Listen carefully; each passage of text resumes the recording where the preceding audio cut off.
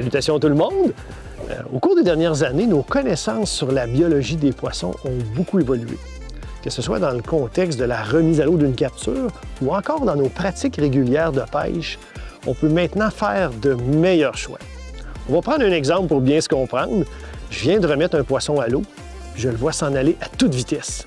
Est-ce que ça veut dire automatiquement que ce poisson-là va survivre et qu'il va y avoir aucune conséquence à notre remise à l'eau? Pas nécessairement.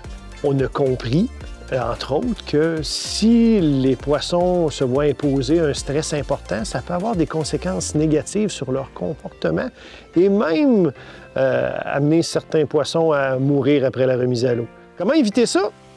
Très simple. On veut éviter d'étirer le combat avec le poisson.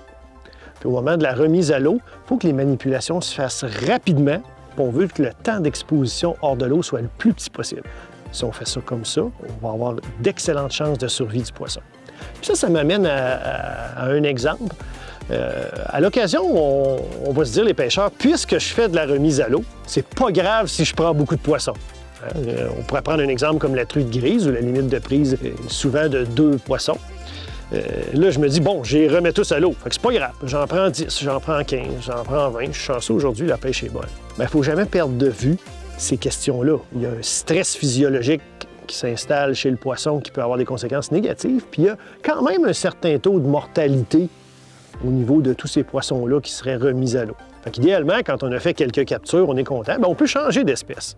C'est une bonne façon de faire, plutôt que d'en capturer beaucoup puis faire plein de remises à l'eau. Une autre information bien importante à savoir, c'est qu'un poisson capturé à de très grandes profondeurs peut souffrir de ce qu'on appelle un barotrauma.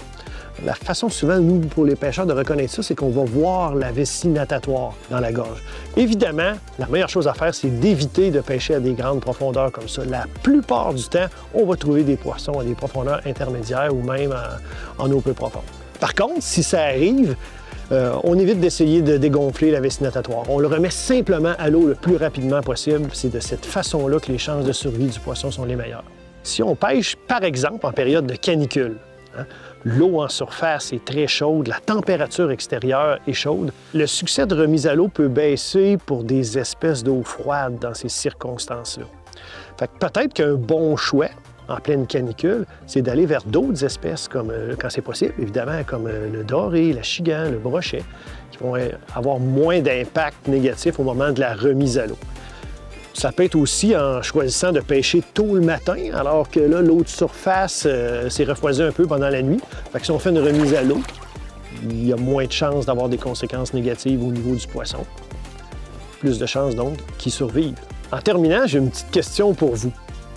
Est-ce absolument nécessaire de ramener votre limite de prise à la maison pour apprécier votre journée? Pensons-y.